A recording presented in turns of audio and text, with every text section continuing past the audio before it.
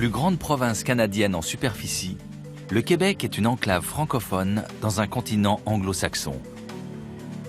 Avec le français pour langue officielle et sa culture particulière, cet État fédéré forme une nation à part entière.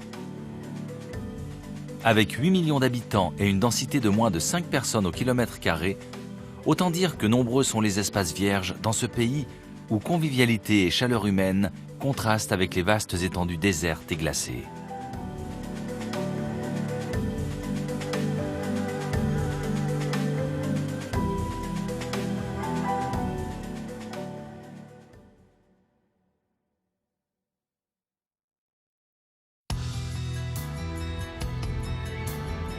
En 1604, l'explorateur français Samuel de Champlain accoste sur les berges du Saint-Laurent et y fondera en 1608 une ville, un État, un pays. 400 ans plus tard, le nom de Québec évoque encore la promesse d'un nouveau monde. C'est aussi à lui que l'on doit la fondation de Montréal, même si Jacques Cartier, en 1535, fut le premier à y jeter l'ancre. Samuel de Champlain développe un important poste de traite des fourrures et sera rejoint une trentaine d'années plus tard par une mission catholique venue de France, transformant peu à peu Montréal en première métropole française d'Amérique du Nord.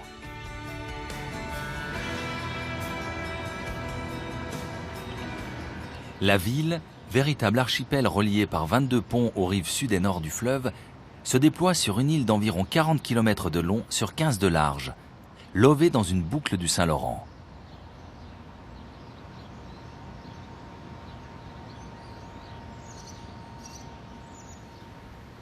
L'architecture de son hôtel de ville reflète toutes les influences de son histoire mouvementée.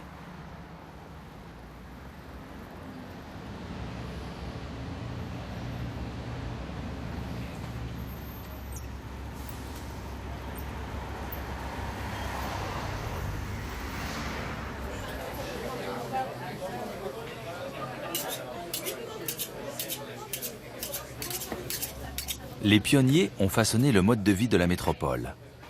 Sur le boulevard Saint-Laurent, à l'heure du repas, c'est le coup de feu chez Schartz et son fameux sandwich à la viande fumée.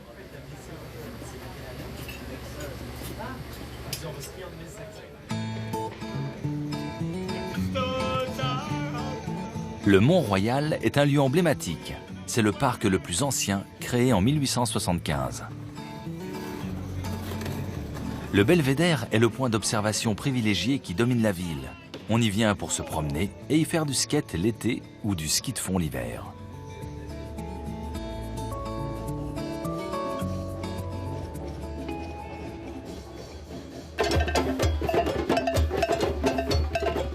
Cette ville cosmopolite absorbe la moitié de la population du Québec.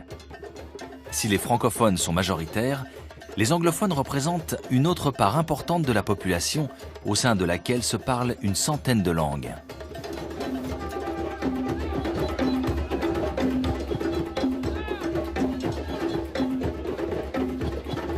Montréal déborde de créativité dans des domaines aussi divers que la musique, le cirque, le multimédia ou encore la création culinaire.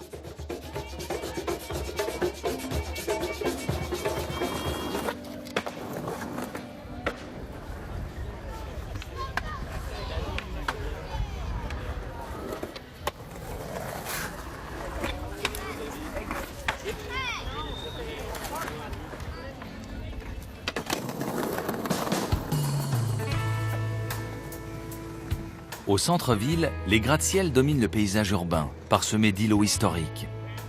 La cathédrale Marie-Reine du Monde, construite en 1857 et la troisième plus grande église du Québec, est la réplique de la basilique Saint-Pierre de Rome.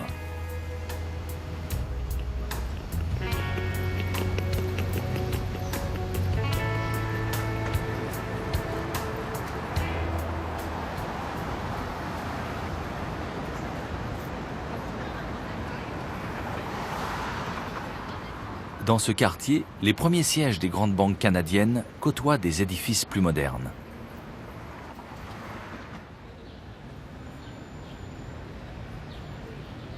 L'histoire est toujours présente au coin de la rue, comme l'immeuble New York Life, construit en 1888.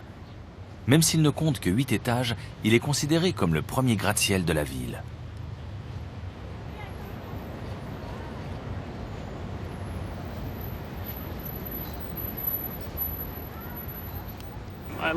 J'aime semer du bonheur. C'est étonnant comment les enfants aiment les bulles. Les gens aiment les bulles. Tout le monde aime les bulles. Parfois, ce sont des gens très musclés qui essayent de percer des bulles. Et les enfants adorent les faire éclater.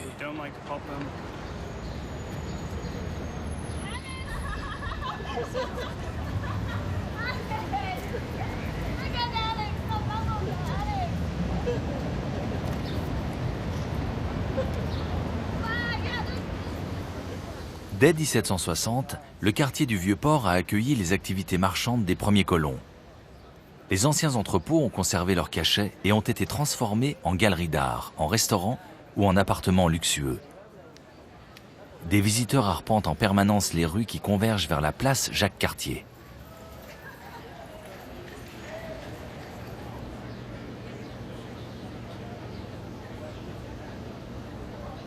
Peintres de rue, galeries, expositions, musées, l'art tient une place prépondérante au cœur de la cité.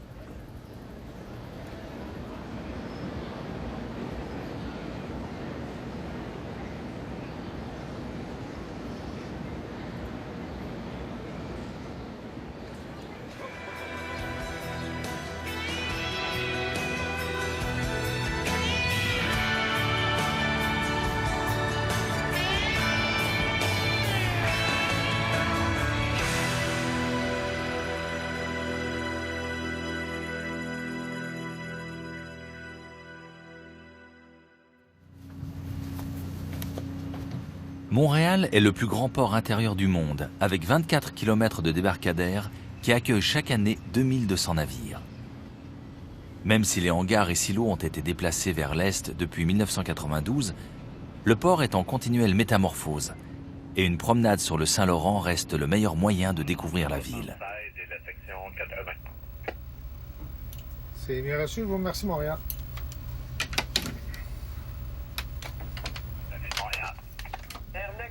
Orient Trail, je vais retourner à 57.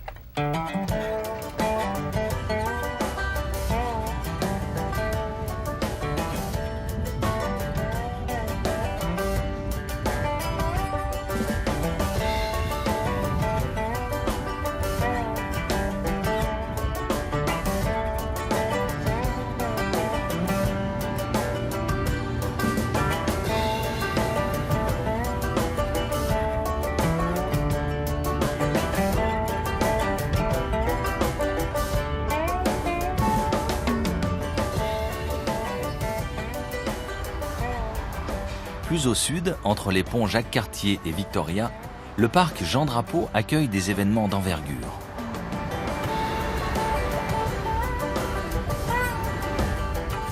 Sur l'île Notre-Dame, le circuit de Formule 1 Gilles Villeneuve est dédié aux cyclistes quelques jours avant la course.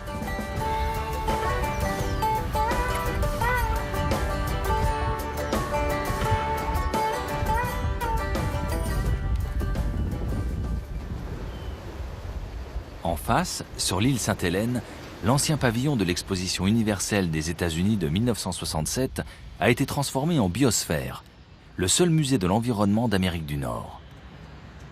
Cette structure, composée de triangles métalliques soudés entre eux, a été conçue par l'architecte Richard Buckminster Fuller.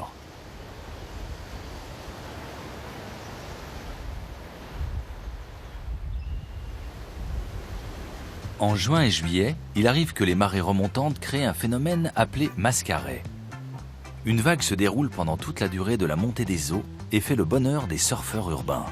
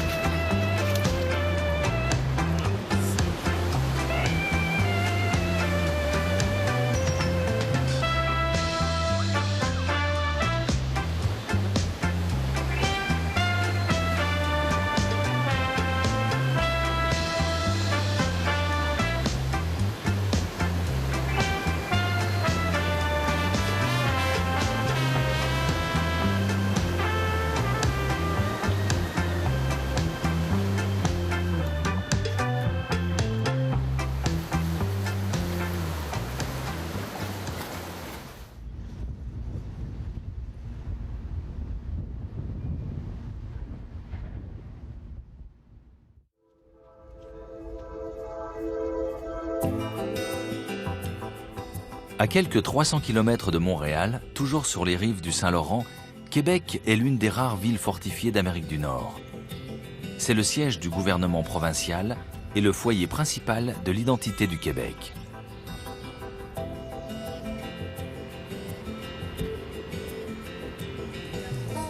Construit en 1892, le château de Frontenac domine le fleuve. Il était à l'origine un hôtel érigé par les compagnies ferroviaires canadiennes qui avaient besoin d'une étape sur leur ligne Halifax-Vancouver.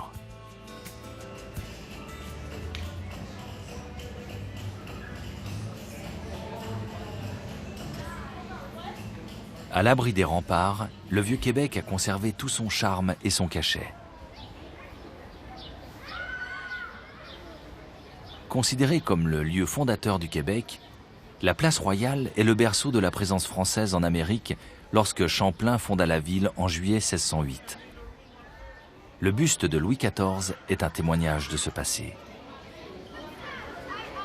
Samuel de Champlain pensait arriver en Inde à l'issue d'un parcours semé d'embûches. Sur l'ordre de Henri IV, il fonda une colonie française au milieu des tourbières. Jacques Dupuis est musicien de rue et perpétue la tradition de la chanson québécoise depuis 25 ans.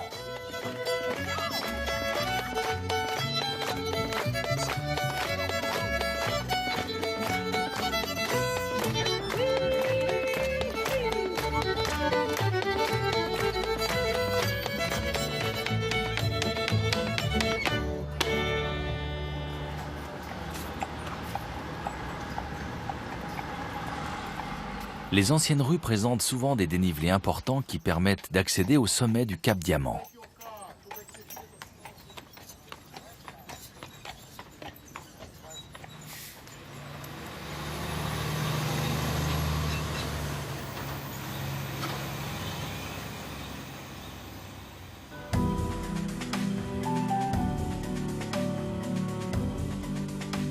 C'est un site grandiose, occupé par la citadelle, représentative des forteresses de style Vauban.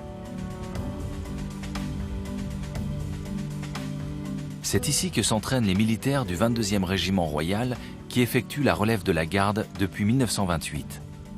C'est l'unique régiment francophone de l'armée canadienne.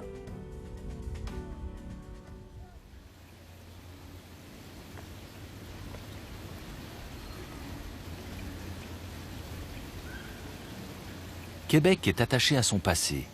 En 2008, la ville et la région ont fêté leurs 400 ans d'histoire, souvent agitée par les tiraillements entre les mondes francophones et anglophones.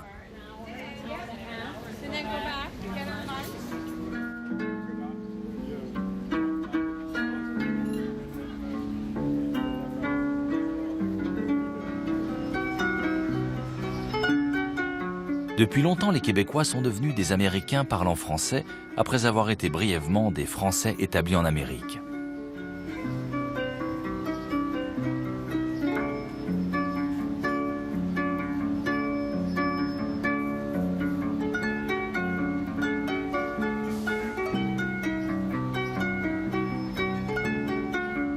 Après la conquête britannique et le traité de Paris de 1763, qui attribue le Canada à la Grande-Bretagne, la ville connaît un essor rapide, notamment grâce au juteux commerce du bois. Au cœur du quartier Limoilou, l'église Saint-Esprit a changé de fonction.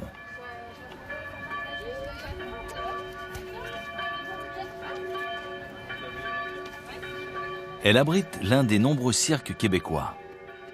Yves Neveu, l'un des fondateurs du Cirque du Soleil, a créé une école dans ce lieu inhabituel et forme des artistes du monde entier. C'est un lieu qui, pour nous, s'y prêtait, puisqu'en cirque, on recherche les volumes. Et les églises sont quand même caractérisées par les volumes.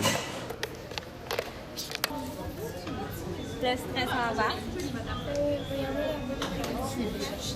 L'École des cercles de Québec a une vocation artistique, où les professionnels de la ville de Québec, dans le monde du cirque, viennent s'y entraîner, créer de nouvelles choses.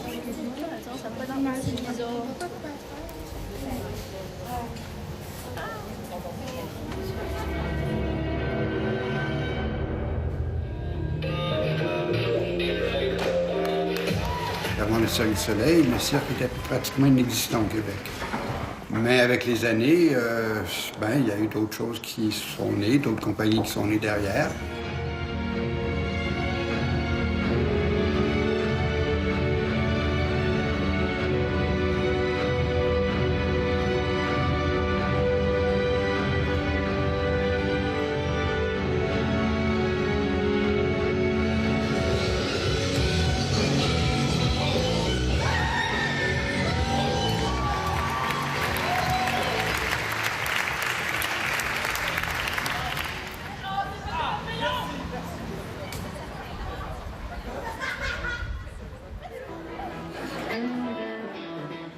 La convivialité est une marque de fabrique du Québec.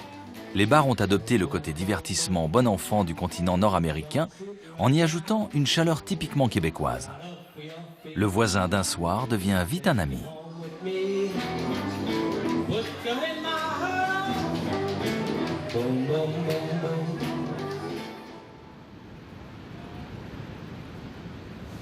À proximité de Québec, vers l'est, le spectacle des chutes de Montmorency a quelque chose d'inattendu. Situées à l'embouchure de la rivière du même nom, ce sont les plus hautes du Québec avec leurs 83 mètres de hauteur. Elles font même 30 mètres de plus que celles du Niagara.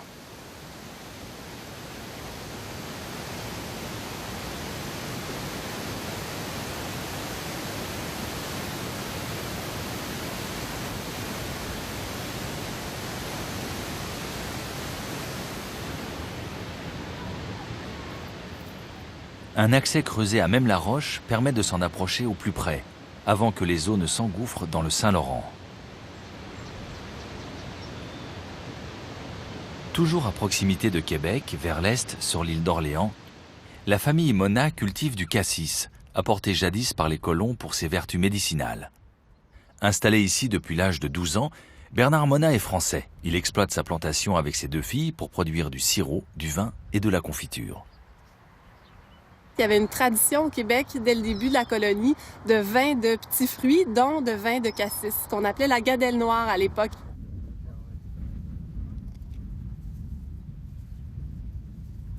Nous, ce qu'on fait, la crème de cassis, qui est vraiment un produit phare français, et les vins de cassis qui ne se font pas en France, c'est un produit phare européen, mais avec une tradition québécoise bien ancrée. Alors, c'est le meilleur des 2 mondes, en fait.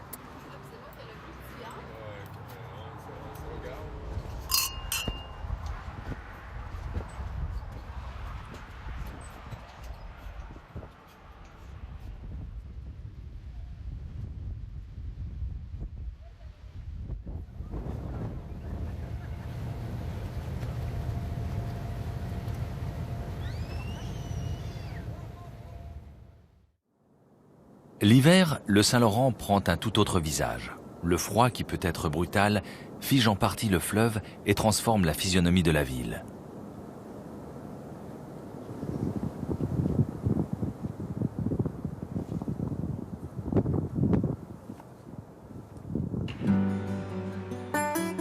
Les Québécois sont habitués aux chutes de neige abondantes, même au cœur de la ville. Dans le vieux quartier, c'est à chacun de déneiger devant sa boutique, comme ici devant la plus ancienne épicerie de la ville.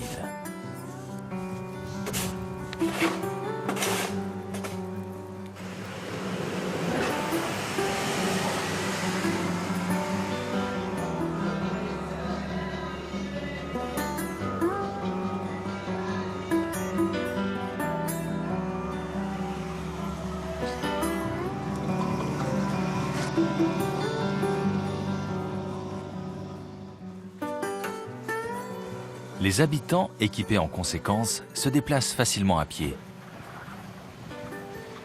L'un des temps forts de l'hiver est la construction du Palais des Glaces sur les hauteurs de la ville à l'occasion du carnaval.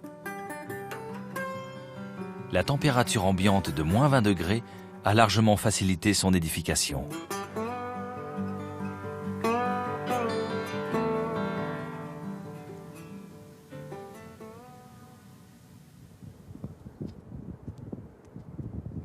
Plaque tournante du commerce maritime entre l'Afrique, l'Europe et l'Amérique, le grand fleuve charrie 100 millions de tonnes de fret par an, aussi bien du pétrole que du vin. Il est rare que le fleuve soit complètement paralysé par les glaces. Le Québec ne possède pas de grandes montagnes spectaculaires, mais de solides falaises qui surplombent le fleuve, comme dans le massif de Charlevoix au nord.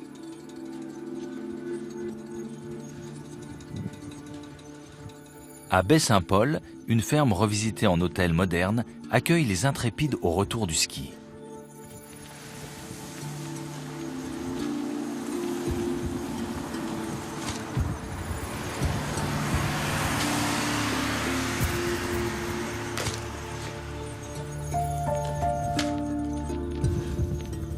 En arrivant au pied de la station du massif, on a du mal à imaginer que des pentes vont plonger vers le Saint-Laurent et offrir des dénivelés importants pour les skieurs les plus aguerris.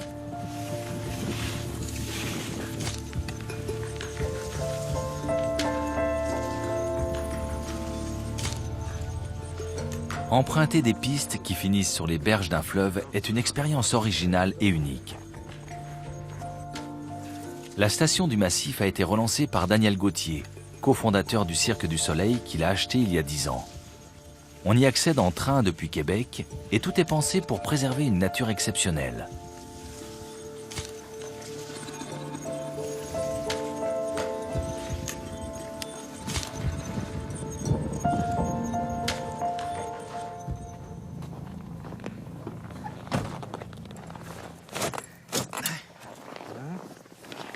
L'hiver, il n'y a guère que les trappeurs pour s'aventurer dans les forêts par grand froid.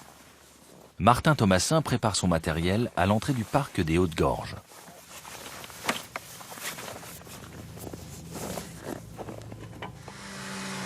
« 33 000 km de sentiers sillonnent le Québec.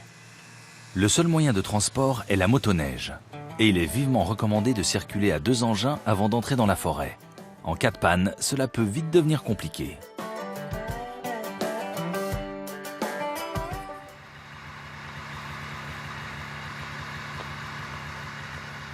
Martin possède une cabane bien équipée sur le territoire de chasse de 46 km² dont il a la responsabilité. Il en connaît les moindres recoins depuis son plus jeune âge. Il va relever les pièges qu'il a placés. La trappe est une passion qui joue également un rôle écologique. Déloger un castor qui bloque un chemin, une martre qui pille des nids ou qui chasse trop de jeunes lapins répond au besoin de maintenir l'équilibre de l'écosystème.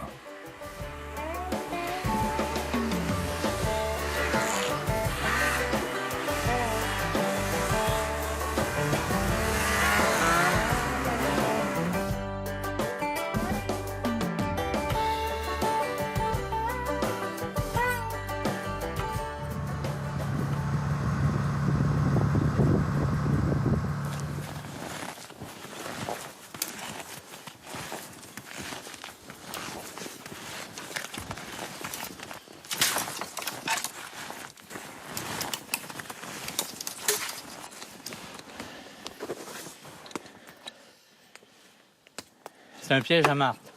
Ouais. On met à la peau, dans le fond, un morceau de viande de castor autant que possible. C'est meilleur. C'est le truc. Avec un peu de leurre. Mettre du leurre que je fais moi-même. Je fabrique moi-même avec du castor et du rat musqué. Oh. Hein? On récupère notre bête. Elle est congelée parce qu'il fait très froid, là.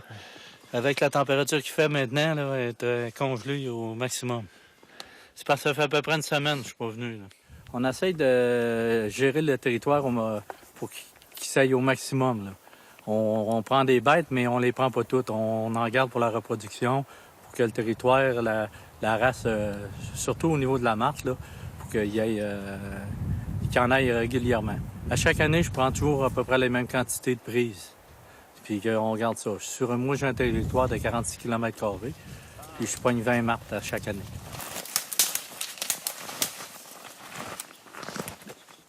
Belle petite hermine.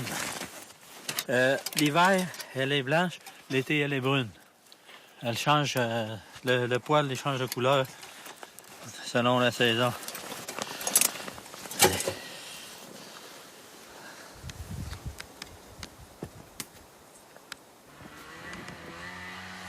Le collet, son arme favorite, demande énormément d'expérience. Il y a un beau chemin de lièvre juste ici à côté. Le diamètre du collet C'est la grosseur de mon poing, habituellement. La grosseur idéale pour tendre un collet. On va le placer à la bonne hauteur, puis carré dans son sentier. Il devrait prendre. On va savoir le résultat demain. Sans gants et par moins 25 degrés, il connaît les itinéraires empruntés par les lièvres. C'est un travail qui exige une grande précision avant qu'un lièvre vienne à glisser son cou dans le piège.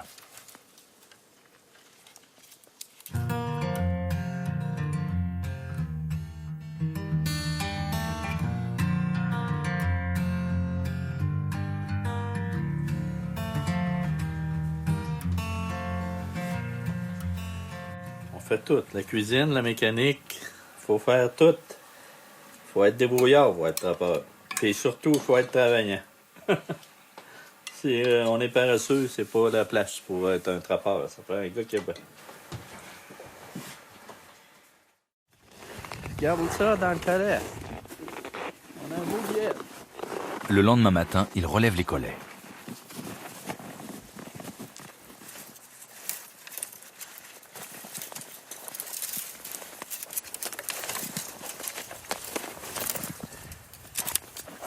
Ça, mon ami. C'est pris au matin. Il n'est pas gelé. Lièvre avec le même collet. Un beau petit lièvre. On va manger ça. Oui, l'été, il est brun. Puis l'hiver, il vient blanc pour sa protection. C'est un camouflage aussi.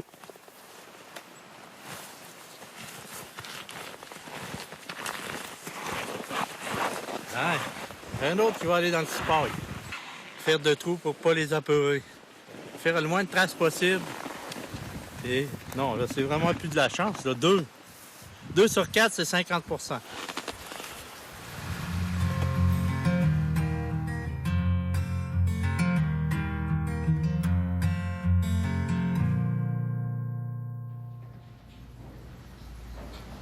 Nous sommes sur le bac qui effectue la liaison vers Tadoussac, toujours dans la région de Charlevoix. Ici, on l'appelle le traversier.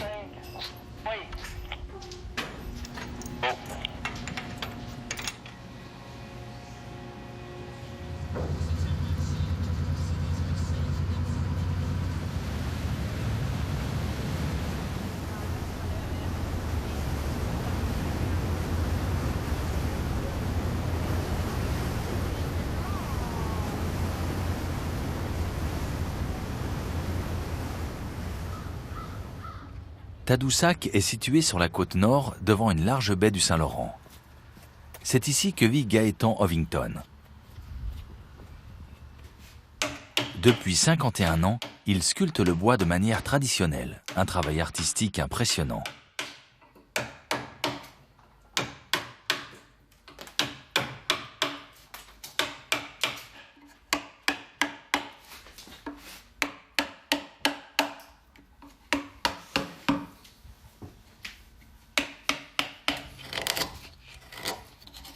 Ces personnages-là que je fais présentement, ça représente le mendiant. Dans les années 50-60, on voyait beaucoup de mendiants ici à Tadoussac.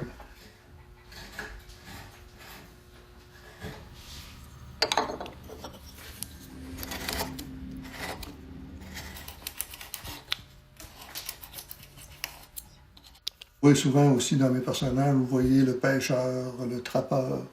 C'est toutes des choses qui ont fait partie de notre folklore, finalement, de la vie de nos ancêtres. C'est ce que c'est que je fais.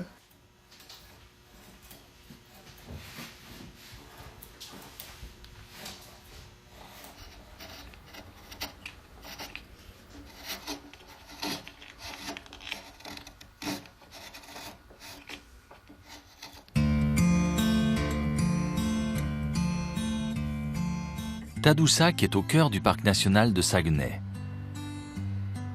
Le village compte 850 habitants.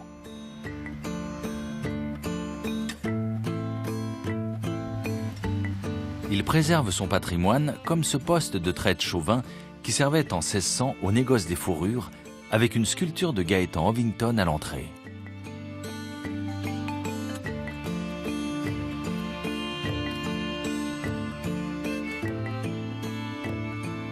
La présence de cétacés dans la baie fait aujourd'hui la renommée de Tadoussac.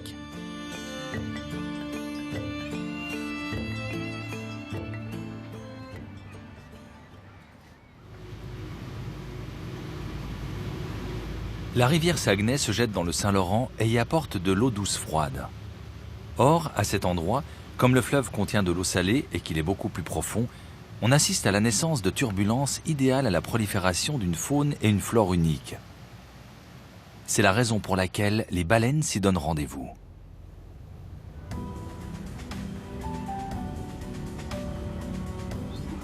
Le fond marin autour de Tadoussac est devenu le parc marin du Saguenay-Saint-Laurent.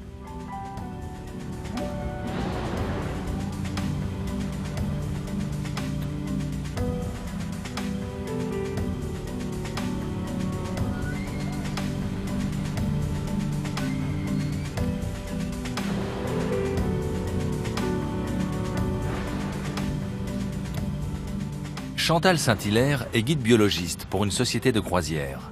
Son rôle est d'expliquer et de sensibiliser les visiteurs à la vie des grands mammifères marins. L'espèce qui est peut-être unique, qu'on retrouve ailleurs, mais qui est très populaire dans les eaux du fleuve Saint-Laurent, c'est le beluga.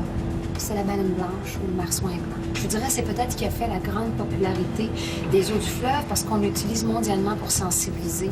Aimez pas, touché par la pollution 24 heures sur 24, donc c'est devenu un peu l'emblème de notre territoire. Le Saint-Laurent recèle aussi des pièges, comme ce haut fond signalé par un phare qui fut autrefois habité. Contrairement aux apparences, il s'agit d'une des régions les plus dangereuses au monde en matière de navigation. Entre 1856 et 1866, on dénombra près de 700 naufrages.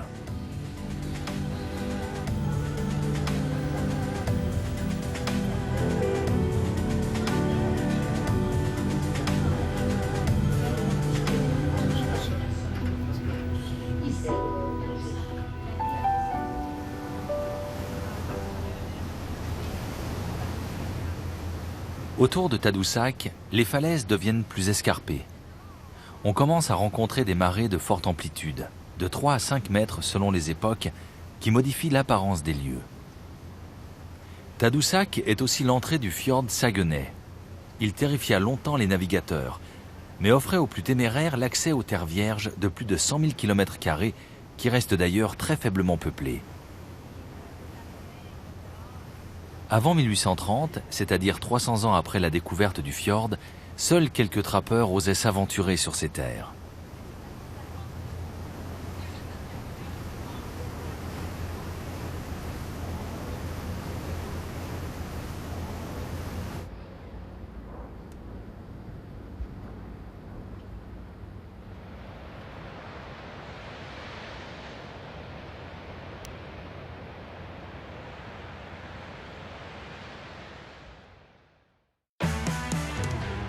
Les routes québécoises sont mythiques.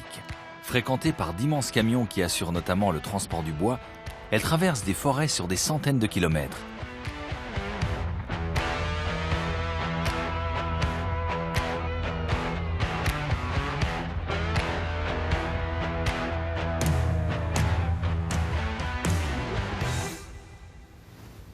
Nous empruntons à nouveau un traversier pour quitter la rive nord et faire route vers Rimouski.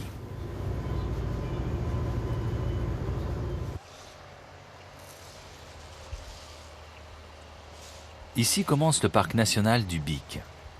Autrefois, les Micmacs, peuple premier amérindien, venaient y pêcher et chasser. Des fouilles archéologiques ont révélé les traces d'une présence indigène vieille de plus de 6000 ans. Le plus étonnant reste le centre d'art Marcel Gagnon de Sainte-Flavie. C'est le nom d'un sculpteur et poète qui a créé le Grand Rassemblement en 1976 en pleine nature. Cette centaine de personnages jouent en permanence avec les marées du Saint-Laurent et le soleil, changeant ainsi à chaque moment de la journée l'aspect des lieux.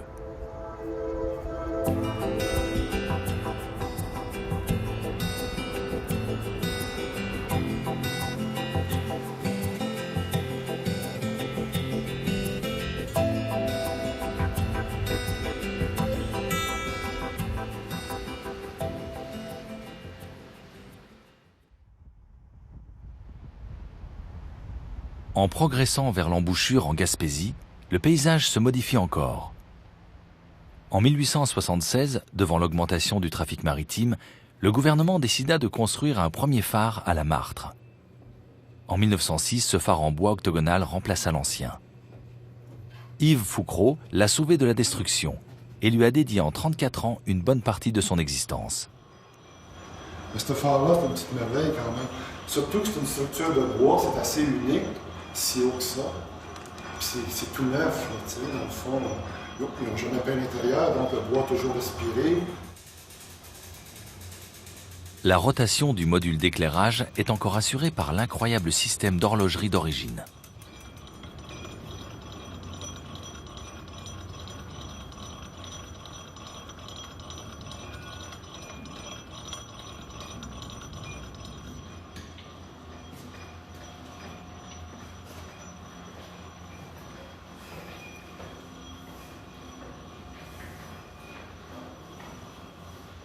Ça, c'est sûr que ça peut tourner encore 200 ans. Les satellites ne sont plus là, ça va tourner encore. Le problème de tous les phares, c'est la structure qui se détériore. La lanterne, si c'est bien entretenu, ça peut durer des siècles encore.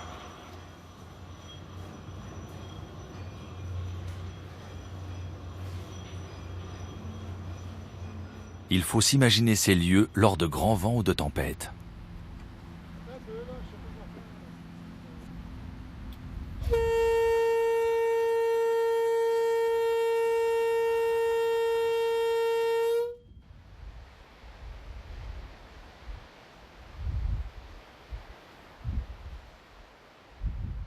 La Gaspésie est cette péninsule qui quitte le Saint-Laurent pour s'avancer vers la mer. C'est un des rares territoires encore quasi vierges à cette latitude, avec une densité de 4 personnes au kilomètre carré.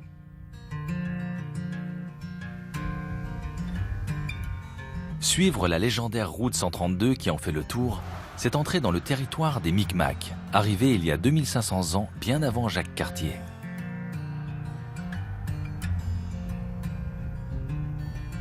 La superficie de la Gaspésie est équivalente à celle de la Belgique.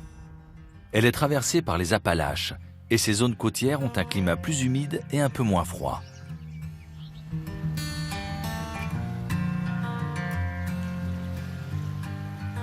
Le tourisme a été une manne inespérée pour la région après la pêche qui s'est trouvée en situation de surexploitation et l'industrie du bois confrontée à une saturation du marché. La pêche de loisirs, et en particulier au saumon, attire de nombreux amateurs autour des cours d'eau comme la rivière Mississippi.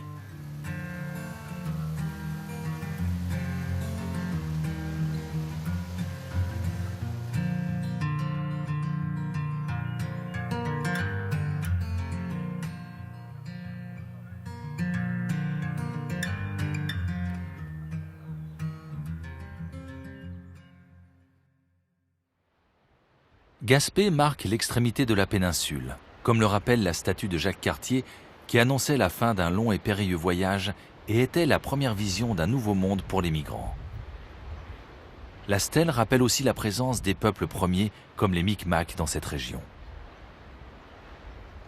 Depuis, le trafic maritime s'est sans cesse intensifié. Le phare du Forillon, le plus haut du Canada, marque l'entrée dans le parc national de Forillon, un joyau de plus au sein d'une nature préservée. Autour du cap Bon-Ami vivent plus de 220 espèces d'oiseaux. De nombreuses espèces passent l'été dans ces falaises. Certains oiseaux marins, comme les cormorans à aigrettes, viennent y nicher.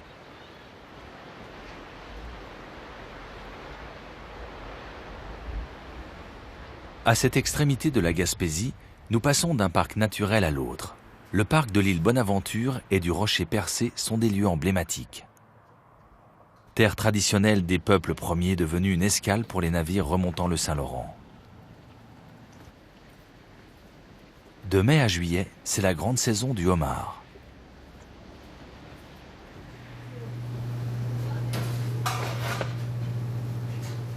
Georges Mamelonnet est un Français arrivé ici il y a 34 ans. Ancien maire de Percé et ancien député de Gaspésie, il a fondé la Maison du Pêcheur, un restaurant gastronomique.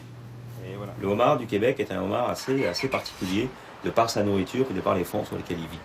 Alors c'est un homard dont la chair est un petit peu sucrée, un petit peu douce, et qui est vraiment fantastique.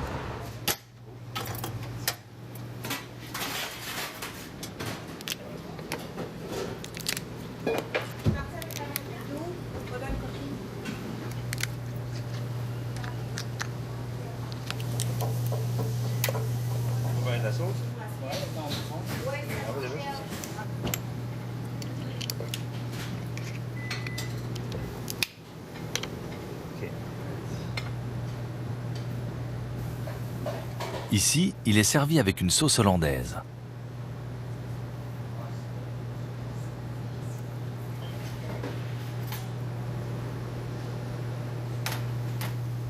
Les pêcheurs de la région ont pris des mesures de conservation en surveillant la zone de pêche et en perçant des conduits sur chaque casier de pêche, ce qui permet aux prises plus petites d'en sortir par elles-mêmes.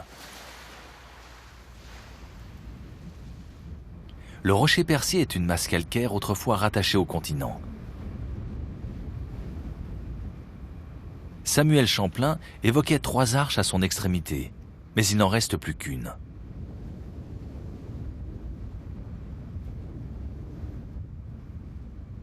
Avec les éboulements et l'érosion, le site perd 300 tonnes de roches par an.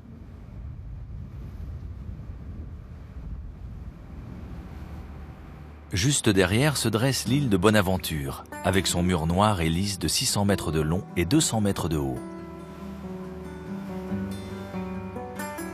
C'est le territoire d'une immense colonie de fous de Bassan.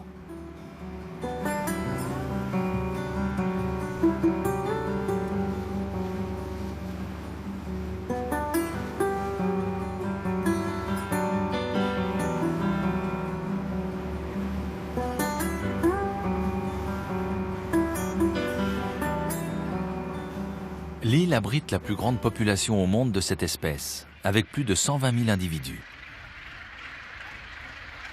Les responsables du parc ont aménagé des postes d'observation pour les visiteurs qui rendent le site accessible sans perturber les oiseaux.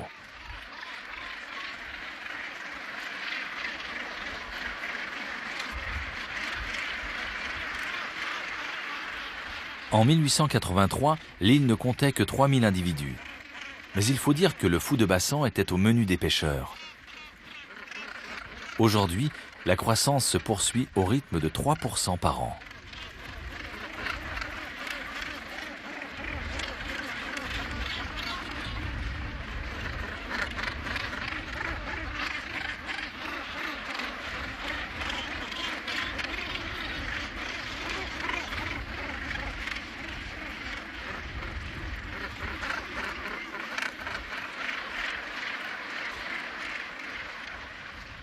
Au XIXe siècle, les pêcheurs de morues normands, charentais, basques ou bretons ont construit ces maisons en bois au style particulier.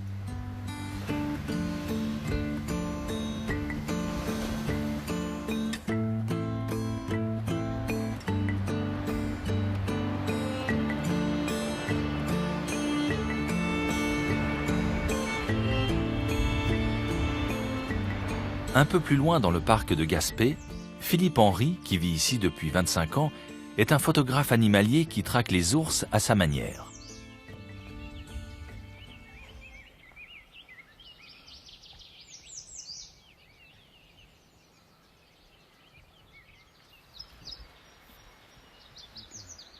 Pour le moment, c'est un porc-épic qui se promène tranquillement pendant qu'un autre s'affaire au sommet d'un arbre.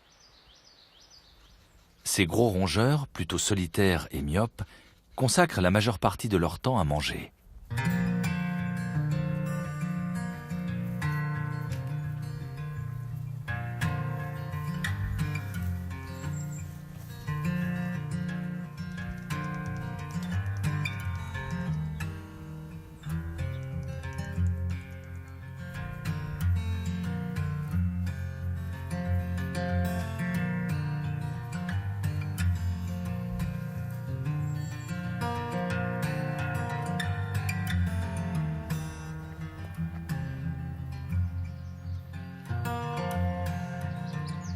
Le plus difficile, c'est l'ours noir.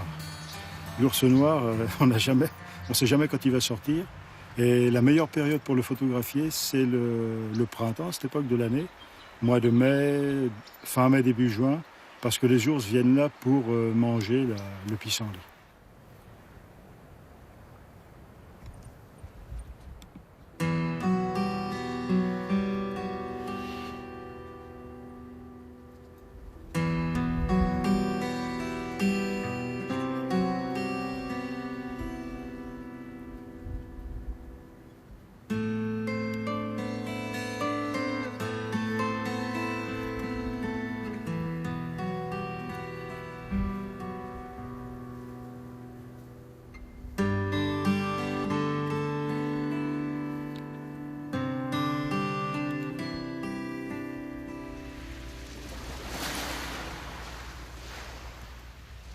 Depuis quelques années, l'effondrement des stocks de morue a durement touché les pêcheurs. Des maisons abandonnées parsèment les rivages. Mais l'essor prometteur du tourisme devrait permettre à certains de se relancer.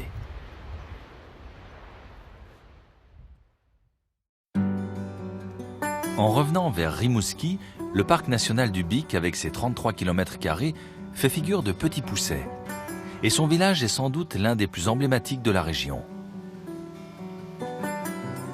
Initialement appelé le Pic en raison d'une arête rocheuse de 350 mètres de haut, la déformation linguistique le transforma en Bic et resta ainsi. L'auberge du Manche-Grenouille, comme une bonne partie des bâtiments du centre, est entièrement en bois et cultive savamment une certaine nostalgie.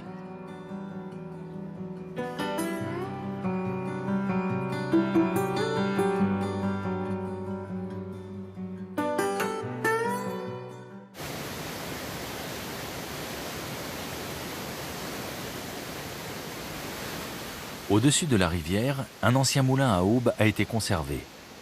C'est le domaine de Daniel Saint-Pierre, un menuisier qui construit et restaure des chaloupes pour sauver le patrimoine marin du Saint-Laurent.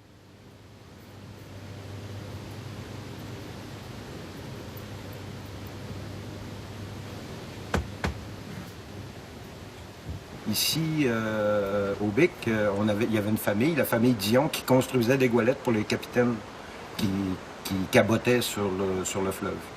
Parce qu'à l'époque, il n'y avait pas de route, alors tout le matériel passait par la mer.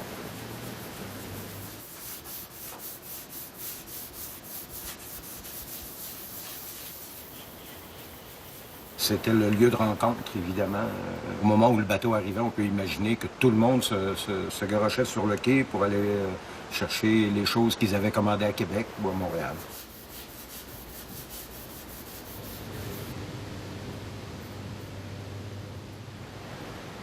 Un peu plus bas, sur la rivière Rimouski, les pêcheurs s'en donnent à cœur joie. Mais dans les règles de l'art, comme Karen qui pêche le saumon à la mouche.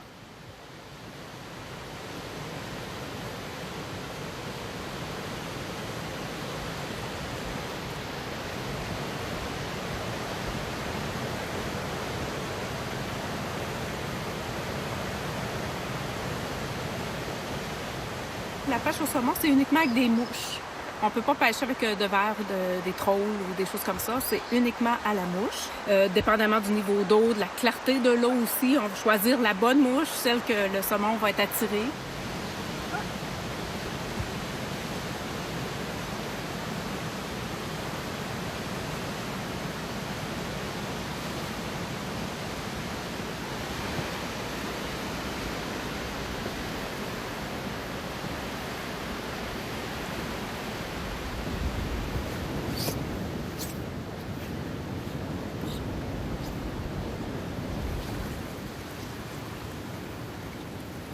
Il faut savoir lire les fosses, savoir où déposer notre mouche, comment la déposer, à quel endroit.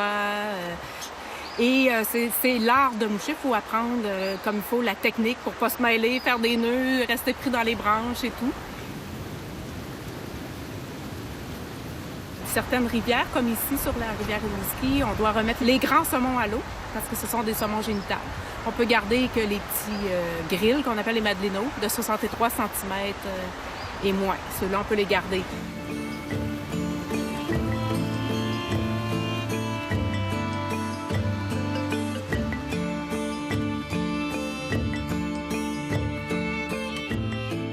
C'est au cœur du parc national du Bic que s'achève notre périple.